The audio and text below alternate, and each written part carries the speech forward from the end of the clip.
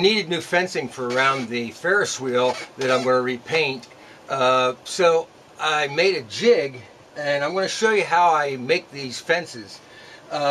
This is what the fence is going to look like when it's finished, and it's going to get painted, and then I'll be able to put it on the layout. The model that I used, the original, was one that I picked up at a train show one time. I picked up a little pack of these, and these are actually made out of a lead-based material. And rather than buy a whole bunch of them, I thought, you know what, I can make my own.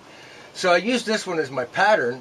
And like I said, what I did first was I made one out of wire, and then I made a jig using the wood, this wood, and these nails. And these are actually nails that I cut off. So it's a bending jig for my brass rod that I'm going to use. And I use K&S number 162, which is a 1/16 inch brass rod. And that's what the whole thing is made out of. And we're going to get to it, and I'll show you how I do it. So one of the first things I'm going to do is I'm going to turn my soldering iron on, and I use a Weller little station, and I got it up a little bit higher than I normally do for my electronics soldering, because this is brass rod, so it's going to take a little bit more heat. So what I do is I put my brass rod in to my first part of my jig. Now, my line that I drew for my ground is actually right here. So I want one of the legs of the fence a little bit longer, so that when I'm done with these, I can just drill a 1/16 inch hole and drop them down into that hole. So one of the legs, I don't want to do two of them, because then I got to make sure that I got two holes in the layout that are exactly right. So one hole is plenty. So I'm going to take it, I'm going to bend it around here.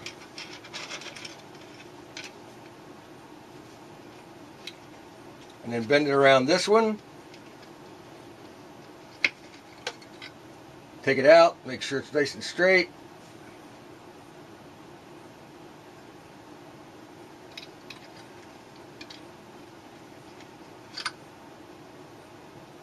And then I'm going to just take my little flush cut nippers, and I'm going to cut it off. But when I cut it off, I'm going to cut it off right at that, what I call my ground line, which is right here. Okay, now that just gives me the top part of the fence without the rungs in it. So I've made a couple of them here.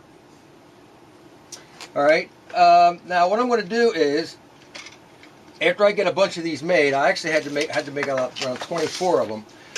I'm going to drop that back into my jig again. Now, I'm going to do a lot of soldering here with a lot of soldering flux. So I'm going to use my fume extractor. I'm hoping it doesn't make too much noise, but what that does is it sucks all the solder fumes up through a filter. And I use that a lot especially when I'm going to do a lot of soldering. So what I'm going to do first is cut my bottom rung, lay it up against that side, using my nippers again.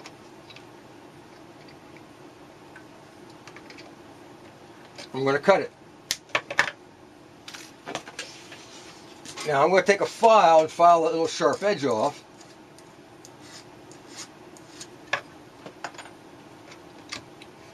Make sure it's going to fit. Okay, now once I got it fit so it fits in there,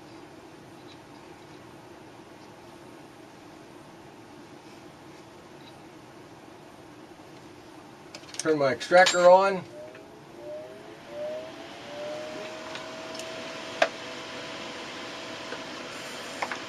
Grab my solder, put a little bit of solder flux. I use no corrode flux onto my solder, heat up my brass rod,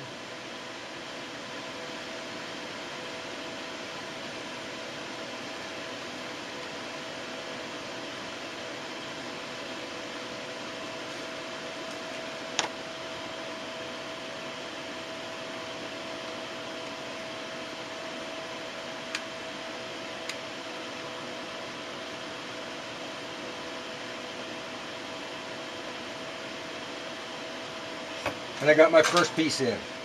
Okay, now I'm going to take my brass rod again,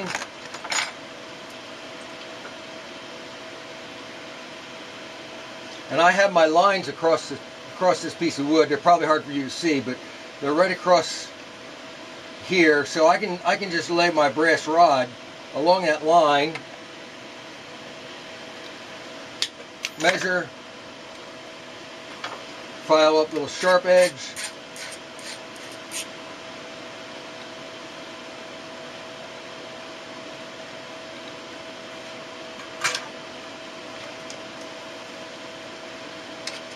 and there's my first one. Now I'm going to make I made a whole bunch of those, so I'm going to need like 24 of these to go around my Ferris wheel. So I'm going to get working on these, and I'll get these done, and then I'll show you what comes next. Alright, so I made 24 of these little fence pieces, and after I got done with them, I actually took them and washed them really good.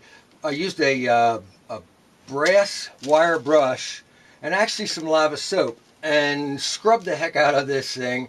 Made sure they were good and dry, took a filed off any of the rough edges of the solder that I made, and then I actually washed them in acetone.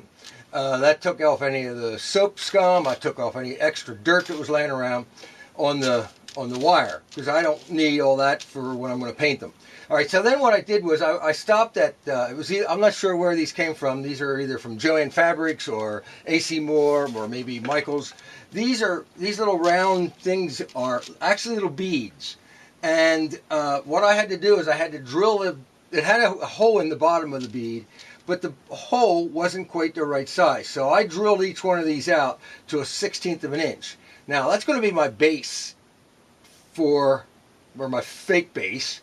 And what I'm going to do is I'm going to slide one of those on this end, and I'm going to put one on the other end. Now the one on the short end goes right down to, so that the wire itself goes right down to the base. Just like that. Alright? Now, I drilled a 1/16 inch hole with my piece of wood here, laid a piece of wax paper down so my glue doesn't make my everything stick, and I'm going to drop that down in to that hole. Now I'm going to push that little base down until it reaches the piece of wood. Now I'm going to basically have a level piece of a fence with two little bases on it. I'm going to take my super glue, which I probably really wouldn't need, but I'm going to use it anyway. Drop a little super glue on. And I'm going to do the same thing to another one. Drop a little glue on. Okay, now I'm going to do this for all 24 of these. Then we're going to get to painting them. So I'll get them done. I'm going to I'll have to prime them. I'll use an automotive metal paint primer first, and then I'm going to hand paint. I'll spray paint them white, and then I'm going to paint a red bar and a blue bar. So I got red and white and blue fencing. I'm on top of the layout again, and I'm here at the Guernsey farm that is just to the left of the fire scene, if you've been here before. And this scene here is really an original scene. It's been here. The buildings my dad built back in 1961, the two barns, and actually that farmhouse itself, he built back earlier than that. He built that back probably in the early 50s, and it was actually two houses instead of one house. And when he brought the display up here to the Choo barn, he decided to put the two houses together and make one bigger farmhouse. The glass itself is actually really glass, and he used lace, I think probably from my mom, an old slip of my mom's, and that's what he made the curtains out of. So that farm has been painted, I think, about twice since it's been on here, but this is all going to get a redo. I mean, I'm going to re-landscape this whole section with new trees, new bushes, new grass, probably add some more people. And another thing that I'm doing is, we used to have, this was a little fenced in area for a pasture for the cows, and I took the old fencing out that was in here, and decided to put new fencing in. So what I did was I took 1/8" dowel rod and I painted it white and then cut them into little lengths so I can make my little posts. So I've already started here, and I'll show you how I'm doing that. What I do is I made this jig, and the jig, I have a mark here at 10 feet, which is 2.5 inches in 1/4 inch scale. So what I do is I lay my jig down on the layout. That marks off 10 feet. At that 10-foot spot, I'll drill an 1/8" hole. And it really doesn't matter. It doesn't really matter if it's not absolutely perfectly straight, because fence posts around here are usually not perfectly straight. I'm going to dab a little bit of glue on it.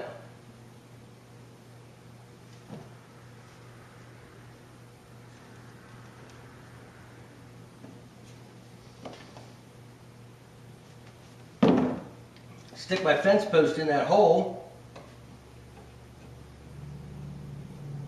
Then I want to take the little jig that I built, and I put this little piece of wood here at 1 inch, and 1 inch is a 4-foot high post.